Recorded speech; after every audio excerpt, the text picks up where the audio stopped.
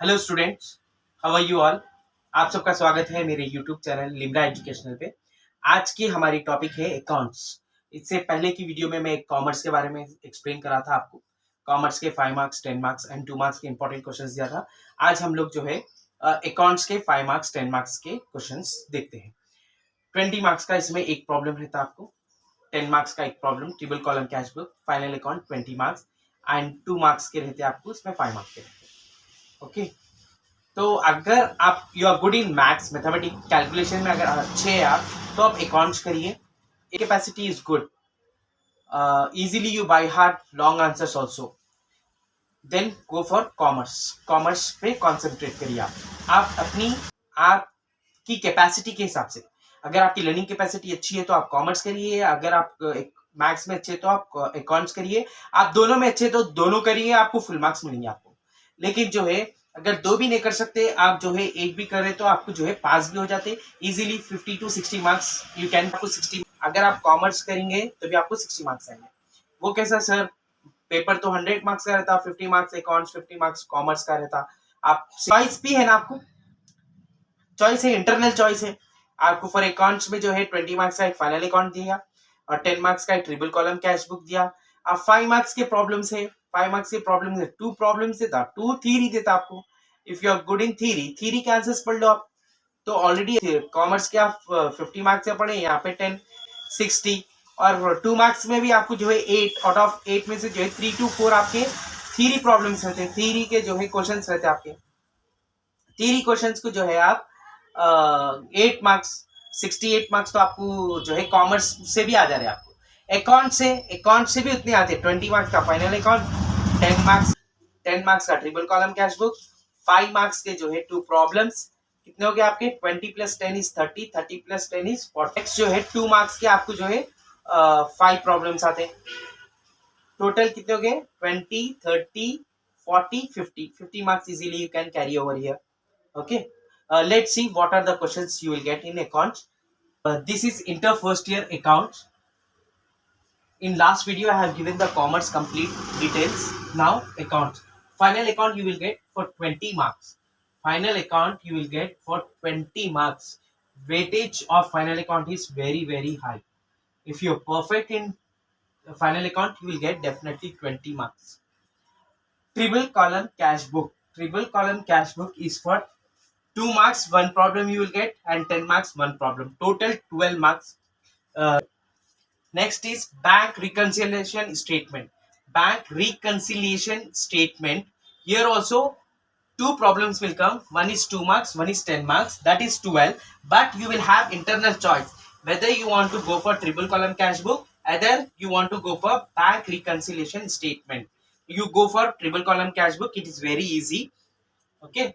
Next is rectification of errors. 5 marks problem. Rectification of errors is 5 marks problem. And subsidiary books. How many subsidiary books are there? Purchase book, purchase returns, sales book, sales returns. These all are come under the subsidiary books. Subsidiary books also 2 problems it will give. 5 marks each problem, means total 10 marks. 20 marks, 10 marks, 30 marks. 30 plus 5 is 35. 35 plus 10 is 45. 45 you will get 2 marks problem. 2 marks problem into 5 you will get questions. Total 10 marks over here. If you are good in maths, you are good in accounts, you can score 50 marks.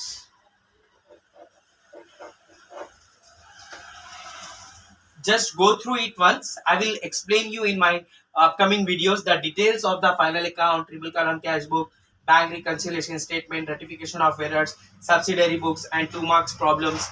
I will explain in my next videos. Preparation of final account. You have to prepare 3 accounts. First one is trading account. Second one P and L account, means profit and loss account. Profit and loss account. In shortcut, we call P and L account. Balance sheet. Balance sheet.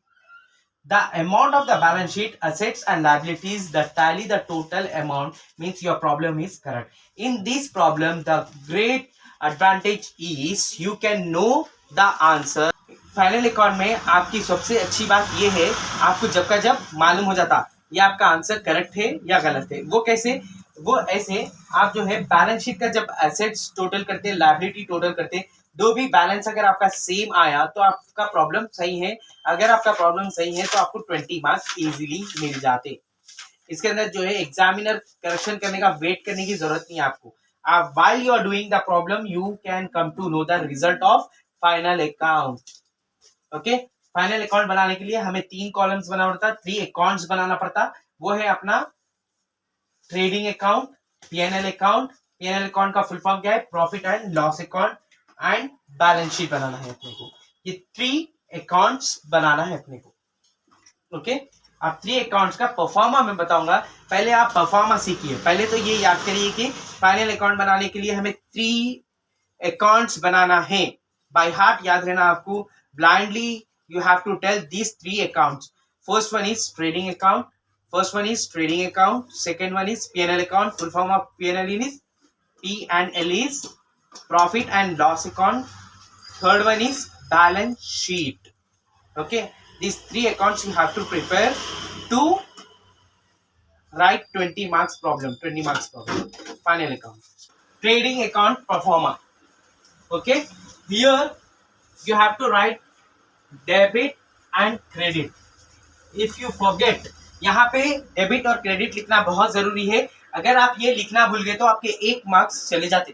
खाली एक छोटे से चीज के आपके 1 marks आते। ये आपका डेबिट है, वो आपका क्रेडिट है। Most important, you have to write at any cost this one. This is particulars. ये आपका पर्टिकुलर्स है। पर्टिकुलर्स है, ये अमाउंट इनर कॉलम का अमाउंट है, या आउटर कॉलम का amount. This is also particulars, amount,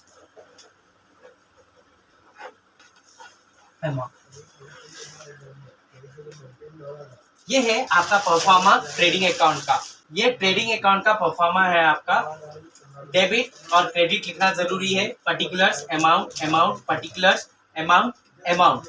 okay, यहाँ पे सिर्फ आप इतना भी करें तो आपको जो है 2 to 3 मार्क्स मिल जाते। पोस्टिंग सेकेंडरी है, 1-2 पोस्टिंग तो कैसा भी करते हैं आप लोग। अगर खाली ये परफॉर्मा उतार के इसके अंदर 2-3 पोस्टिंग करें आप, 2-3 पोस्टिंग्स करें आप, तो जो है आपको इजीली 2-3 मार्क्स तो मिल जाते इसके ट्रेडिंग अकाउंट के। Now what is trading account? Trading account में लिखना क्या है आपको? ट्रेडिंग अकाउंट में पूरे फैक्ट्री रिलेटेड एक्सपेंसेस लिखना है। फैक्ट्री रिलेटेड एक्सपेंसेस लिखना है। यहाँ पे आता आपको जो है क्लोजिंग अकाउंट। फर्स्ट जो है यहाँ पे आपको आता है ओपनिंग स्टॉक। फर्स्ट वन, आप ओपनिंग स्टॉक से स्टार्ट करना है। ओपनिंग स्टॉक डायरेक्टली आप जो है आउटर कॉलम में डाल दे सकते हैं अमाउंट। ओके, जब यहाँ पे आपका ओपनिंग स्टॉक आया तो आपको जो है अपोजिट में आता है closing stock. By closing stock. These also you have to write directly in outer column. यहाँ पे टू ओपनिंग स्टॉक, यानी डेबिट साइड में 2 लिखना है आपको, क्रेडिट साइड में बाय लिखना है। कंपलसरी है, ये भी भूलना नहीं चाहिए आपको। 2 और बाय लिखना, इट्स कंपलसरी। सेकेंड वन है 2 परचेजेस। इनर कॉलम में लिखिए आप हमेशा परचेसेस, इनर कॉलम में लिखना है। And less purchase returns. अगर कोई खरीद वापस करे, अपन खरीदे, परचेजेस यानी अपन खरीदे, कंपनी खरीदे। और हमेशा जो है आप अपने आप को कंपनी समझ के चलिए। आप अपनी कंपनी का जो है अकाउंट्स बना रहे बोल के चलिए आप। जब भी आपको पूरे जो है क्लियरली मालूम होता आपको। तो यहाँ पे जो है परचेस, कंपनी जब परचेस करे बाद में थोड़े बहुत डैमेज थे या फिर बच गए करने के बाद तो वो वापस कर दे रही कंपनी, तो उसको बोलते हैं परचेस रिटर्न्स। तो अपने को ये परचेजेस के अमाउंट में से माइनस करना है। द डिफरेंस अमाउंट जो है था अपना वो आउटर कॉलम में डाल देना। ओके, नाउ यहाँ पे परचेजेस आया तो यहाँ पे क्या आता? सेल्स आता। बाय सेल्स आपको inner column less sales returns.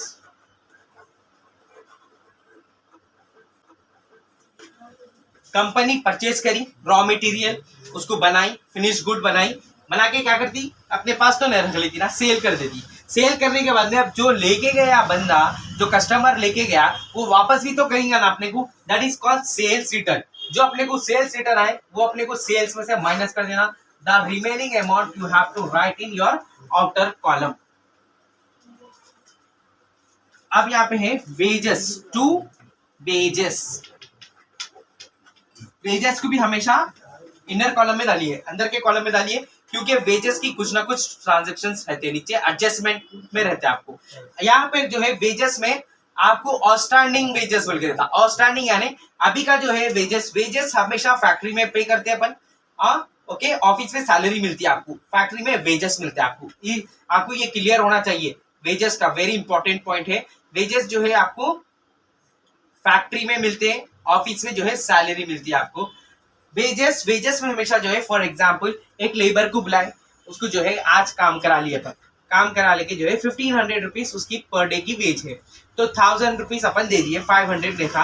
आप नेक्स्ट टाइम आ रहे ना, नेक्स्ट मंथ हम नेक्स्ट डे आएंगे, तो तब आपके अमाउंट के साथ में मैं दे देता हूँ बोल के ऐसा कमेंटमेंट कर, तो वो क्या हो गया, आपका आउटस्टैंडिंग हो गया, आपके लिए क्या हो गया, आउटस्टैंडिंग हो गया। अब फिर नेक्स्ट डे आया, उन्होंने पूरा काम करा, नेक्स्ट डे आपको कितना देना है इसको, टोटल प्लस 1500, फिर लास्ट डे के 500, टोटल 2000 देना है। तो आउटस्टैंडिंग हमेशा आता है यहाँ पे, आउटस्टैंडिंग वेजेस बोलते हैं उसको।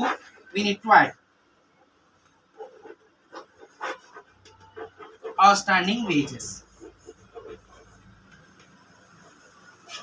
ऐड करके जो भी अमाउंट है यहाँ पे डाल देना, आउटर कॉलम में डाल देना। Next is to carriage inwards.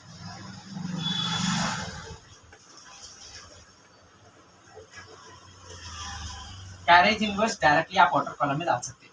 Carriage inwards यानी आप रॉ मटेरियल खरीदे, रॉ मटेरियल तो खुद चल के नहीं आएगा ना, आपको जो है ट्रांसपोर्ट करना पड़ता है, उसको ट्रांसपोर्ट चार्जेस को बोलते हैं कैरेज इनवर्स बोलते हैं। जो अंदर लेके आने के लिए, फैक्ट्री के अंदर लेके आने के लिए जो चार्जेस लगे, that is called carriage inwards, that you have to write in directly outer column. Next is factory rent.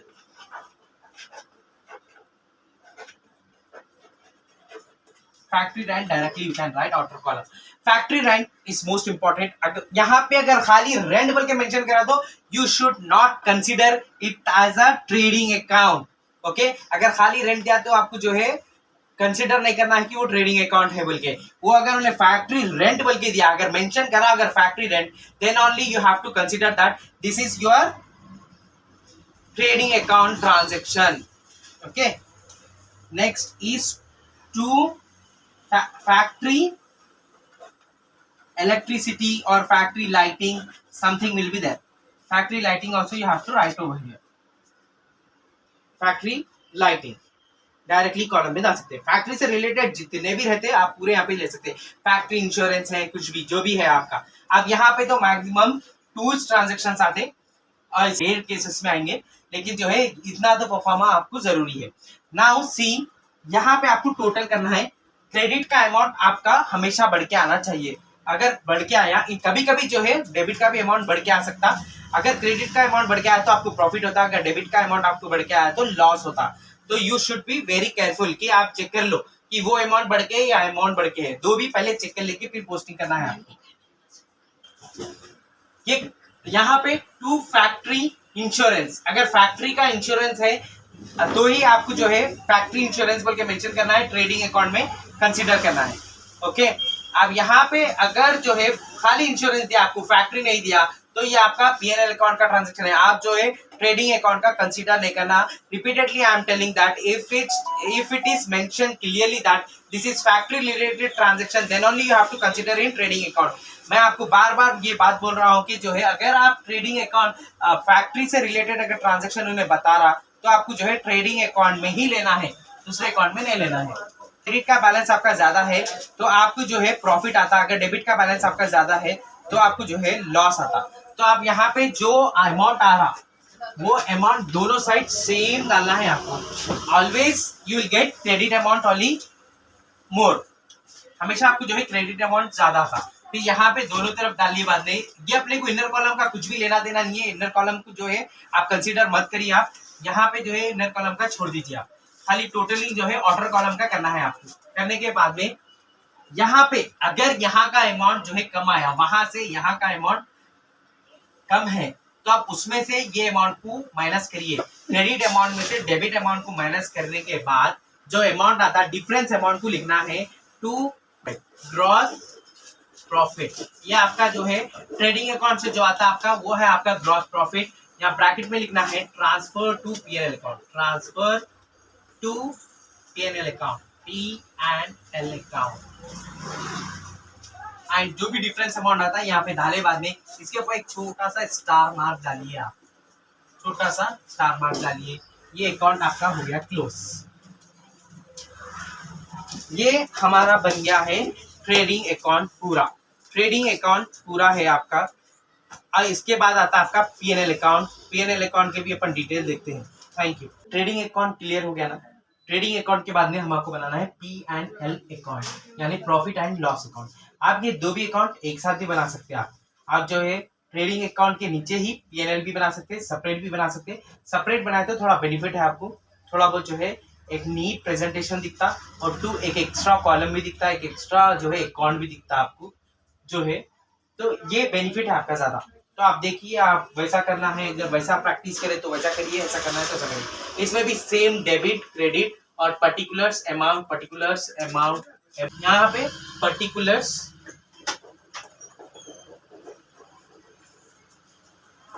Amount inner column का अमाउंट है, यहाँ पे आउटर कॉलम का है। पर्टिकुलर्स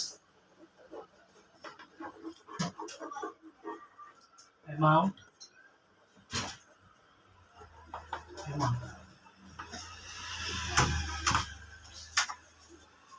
सेम बेसिस है। परफॉर्मा देखिए, आप पहले आपको जो है कैसा कैसा लिखना है, पर्टिकुलर्स अमाउंट अमाउंट। अब यहाँ पे जो है अपन ट्रेडिंग अकाउंट में लिखे ना, लास्ट में क्या लिखे, जो प्रॉफिट आया था अपना gross profit transfer to PNL account. तो ये अपना पीएनएल अकाउंट है, यहाँ पे ट्रांसफर कर रहे हैं अपन। जब भी ट्रांसफर करेंगे तो भाई क्या बोला, क्रेडिट साइड में हमेशा बाय लिखना, डेबिट साइड में टू लिखना आपको। अगर खाली यहाँ पे भी अगर मिस्टेक करें आप, तो 1 मार्क्स जाने वाले हैं आपके। Be careful with this. By gross profit, जो ग्रॉस प्रॉफिट अपने को ट्रेडिंग अकाउंट में आया ना, वो प्रॉफिट को अपने को यहाँ पे लेकर आना है। यहाँ पे इनर कॉलम में लिखने की जरूरत नहीं है, डायरेक्टली आउटर कॉलम में लिख दीजिए आप। ओके। पीएनएल अकाउंट में आपको जो है ऑल एक्सपेंसेस यहाँ पे लिखना है, इनकम्स यहाँ पे लिखना है। अपन ट्रेडिंग अकाउंट में भी सेम बेसिस करें, ऑल जो है एक्सपेंसेस डेबिट साइड लिखे, credit all incomes and gains लिखे। ये आपका जो है नॉमिनल अकाउंट का रूल है, debit all expenses and losses, credit all incomes and gains. वही रूल यहाँ पे फॉलो करना है आपको। डेबिट में ये सैलरीज लिखना है, सैलरीज यानी ऑफिस में दी जाती सैलरी, और related to office expenses you have to write in PNL account. PNL account में कौन से ट्रांजैक्शन लिखना है आपको, ऑफिस रिलेटेड ट्रांजैक्शंस लिखना है यहाँ पे आपको। ओके। टू सैलरीज आपको इनर कॉलम में लिखना है, और यहाँ पे जो भी अपन कर रहे हैं ना, यहाँ पे क्या करना है, outstanding salaries, outstanding salaries, salary के अमाउंट में से। ये जो आउटस्टैंडिंग कर रहे हैं, ये कहां से आ रहा है, ये आपके सब एडजस्टमेंट में रहते। जब मैं एडजस्टमेंट एक्सप्लेन करूंगा तब मैं आपको ये बताऊंगा। ये जो है आपको सैलरी, जो भी आपका अमाउंट बचा वो आपका आउटर कॉलम में डाल दीजिए। नाउ टू ऑफिस रेंट, और खाली रेंट भी दिया तो यही कंसिडर करना है आपको। अगर ऑफिस रेंट बोल के दिया तो भी आपको यहीं पे कंसिडर करना है, ये भी इनर कॉलम में डालना है। अगर यहाँ पे था या फिर ही आता, आउटस्टैंडिंग आता, आउटस्टैंडिंग रहा तो ऐड करना। ओके। आउटस्टैंडिंग रहा तो ऐड करना है आपको,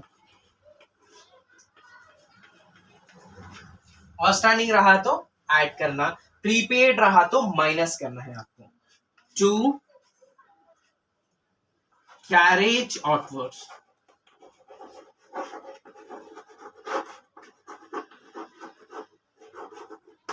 to carriage outwards, carriage outwards यानी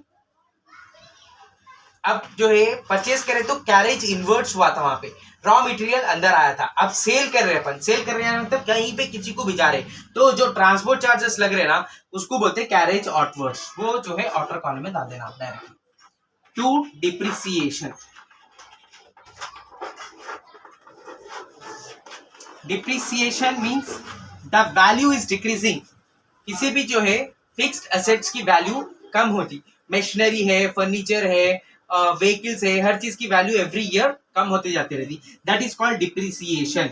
डिप्रिसिएशन का अमाउंट आप जो है यहाँ पे लिख सकते हैं डायरेक्टली आउटर कॉलम में। To bad debts, to bad debt, bad debts यानी जो है ऐसे जो है उधारी में दिए वो लोग, वो आने के चांसेस है नहीं मालूम अपने को, तो that is called considering that bad debts बोल के। To insurance, to insurance,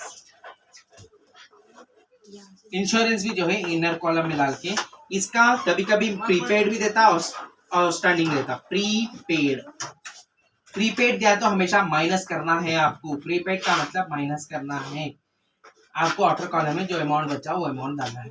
okay, यहाँ पे डाल दिया by gross profit, bye interest received if any, interest अगर अपने को आया तो वो लिखना है अपने को, और जो है बाय कमीशन रिसीव्ड,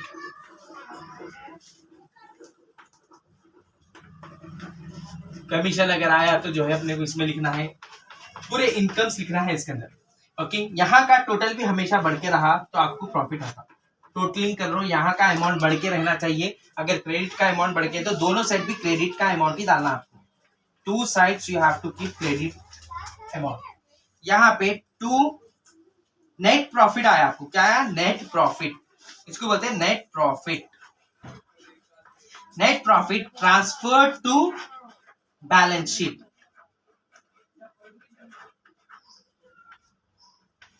यहाँ पे जो भी अमाउंट बच रहा है उसके ऊपर भी सेम स्टार मार्क लगाइए। ये तो खाली फॉर्मेट है आपका, क्लियरली मैं जो है एक प्रॉब्लम में बताऊंगा। यहाँ पे जो है आपको ट्रेडिंग अकाउंट करे तो अपने को क्या आया? ग्रॉस प्रॉफिट आया। पीएनएल अकाउंट करे तो क्या आया? अपना नेट प्रॉफिट आया। Okay, is this clear? If you paid और आउटस्टैंडिंग को बहुत केयरफुली देखना चाहिए। आउटस्टैंडिंग रहा तो ऐड करना है, प्रीपेड रहा तो माइनस करना है, ट्रेडिंग अकाउंट में भी और जो है पीएनएल अकाउंट में भी। पीएनएल का फुल फॉर्म शॉर्टकट मत लिखिए, कौन सी भी चीज पूरा फुल लिखिए, पूरा जो है फुल फॉर्म में लिखिए आप। अच्छा, नीट प्रेजेंटेशन मोस्ट इंपॉर्टेंट है। अगर आप थोड़ी बहुत पोस्टिंग गलत भी करते हैं तो जो है नई की हालत में जो है आपको 15 मार्क्स तो आ जाते, कैसा भी 15 marks easily you can score. जितने भी अगर पोस्टिंग है आप करें, अच्छा नीट डायग्राम करें तो 15 मार्क आपको इजीली आते हैं। अगर 100% आपका आंसर करेक्ट है तो आपको 20 मार्क्स मिलते हैं। आपका पूरा प्रॉब्लम करेक्ट है, खाली लास्ट के कैलकुलेशंस अगर थोड़े बहुत मिस्टेक्स है तो you will get 18 marks, 18 marks आपको इजीली मिल जाते। अगर पूरा प्रॉब्लम करेक्ट है, लास्ट में अगर कुछ भी कैलकुलेशन मिस्टेक रहे तो you will get 18 marks. In the beginning of the my video मैं बोला था फाइनल अकाउंट बनाने के लिए अपने को 3 अकाउंट्स बनाना है। फर्स्ट जो है ट्रेडिंग अकाउंट बनाना है, ऑलरेडी वी डन। और जो है पीएनएल अकाउंट बनाना है, second one we have done just now. और थर्ड जो है बैलेंस शीट बनाना है। असल मेन वेरी इंपॉर्टेंट है। यहाँ पे देखिए, यहाँ पे डेबिट और क्रेडिट का रूल फॉलो नहीं होता। अगर यहाँ पे डेबिट और वहां पे अगर क्रेडिट डाले तो आपके 1 मार्क कट जाते उल्टा। ये क्यों नहीं डालना चाहिए? बिकॉज बैलेंस शीट एक स्टेटमेंट है, बैलेंस शीट में जो है एक स्टेटमेंट है यहाँ पे। ओके, और यहाँ पे पर्टिकुलर्स अमाउंट नहीं आता, यहाँ पे आपको आता है लायबिलिटीज आता है, लायबिलिटीज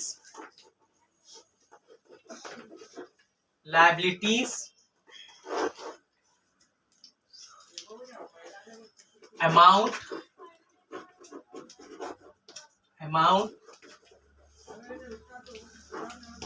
assets,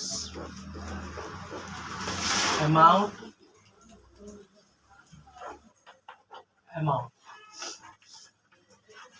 यहाँ पे बैलेंस शीट एज ऑन, जो डेट आपको मेंशन करा, कौन से साल का आप बना रहे वो साल की जो है डेट आपको मेंशन करना है। और यहाँ पे liabilities amount assets amount you have to write. यहाँ पे टू और बाई भी नहीं लिखना है। अगर टू और बाई लिखे तो आपके मार्क्स कट जाते।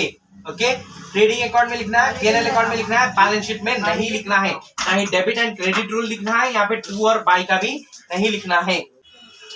बैलेंस शीट में लायबिलिटी साइड फर्स्ट कैपिटल से स्टार्ट करना है, कैपिटल इनर कॉलम में डालना है। और ऐड नेट प्रॉफिट, अपन जो है कैपिटल को जो है ऐड प्रॉफिट करना है, नेट प्रॉफिट। P&L अकाउंट से जो प्रॉफिट आया उसको बोलते हैं net profit. Net profit transfer to balance sheet को लेना, तो अपन ट्रांसफर कर दिया यहाँ पे। Add net profit total amount आपको यहाँ पे लिखना है। नेक्स्ट जो है कैपिटल के बाद में आपको लिखना है क्रेडिटर्स। क्रेडिटर्स यानी कोई आपको पैसे देना है, दैट इज कॉल्ड, बाहर लिख सकते हैं आप directly. Bills payable, bills payable, आप किसी को पे करना है। आप किस लिए भर रहे हो? क्योंकि आप अपनी कंपनी का फाइनल अकाउंट बना रहे। This is called the balance sheet, bills payable. Next जो है आउटस्टैंडिंग, जितने भी बाकी है आउटस्टैंडिंग,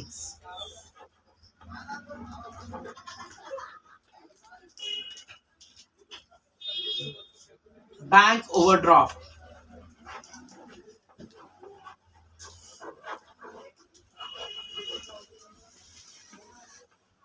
नाउ असेट साइड, पहले cash in hand directly outer column में, cash at bank directly outer column में, बिल्स, जब आप किसी को बनना है तो कोई दूसरे भी तो आपको देना है ना, आप ही तो जो है बाहर बिल्स पे दिए होंगे।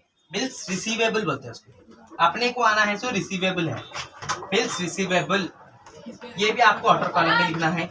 नाउ यहाँ पे आउटस्टैंडिंग आया तो यहाँ पे आपको प्रीपेड आता, प्रीपेड, प्रीपेड में आपको आउटर कॉलम में लिखना है। नेक्स्ट यहाँ पे क्रेडिटर्स आया तो यहाँ पे डेटार्स आता, बी साइलेंट रहता है, डेटार्स पढ़ना है इसको। ओके, अब फर्नीचर है, फर्नीचर का अंदर लिखिए आप इनर कॉलम में, और लेस डिप्रिसिएशन, फर्नीचर का अमाउंट इनर कॉलम में डाल के लेस डिप्रिसिएशन करिए, डिप्रिसिएशन का अमाउंट निकाल के जो अमाउंट बचा वो वाटर कॉलम में डाला है। मशीनरी को भी सेम ऐसे मशीनरी का अमाउंट लिख के माइनस डिप्रिसिएशन का अमाउंट इफ एनी, अगर रहा तो ही करना है, नहीं तो नहीं करना है, आपको डायरेक्टली आउटर कॉलम में डालना है। नाउ एट द लास्ट आपकी जो है यहाँ पे बैलेंस फिगर दोनों की सेम आना है, आपको जो है लायबिलिटीज की अमाउंट भी सेम आना है, एसेट्स के अमाउंट भी सेम आना है। अगर आपकी अमाउंट जो है लायबिलिटीज की भी सेम है और एसेट्स की भी सेम है तो आपका प्रॉब्लम एकदम परफेक्ट है। अगर नहीं भी आया तो टेंशन मत लीजिए, यहाँ पे जो है स्टेप वाइज आपको मार्क्स मिलते हैं। इसके अंदर मैथ्स के अंदर, अकाउंट्स के अंदर यही खास बात है कि आपको स्टेप वाइज आपको जो है मार्क्स मिलते हैं। आपका ट्रेडिंग अकाउंट परफेक्ट है, आपको जो है ट्रेडिंग अकाउंट में 5 मार्क्स मिल गए आपको। आपका पीएनएल अकाउंट परफेक्ट है, आपको पीएनएल अकाउंट में 5 मार्क्स मिल गए।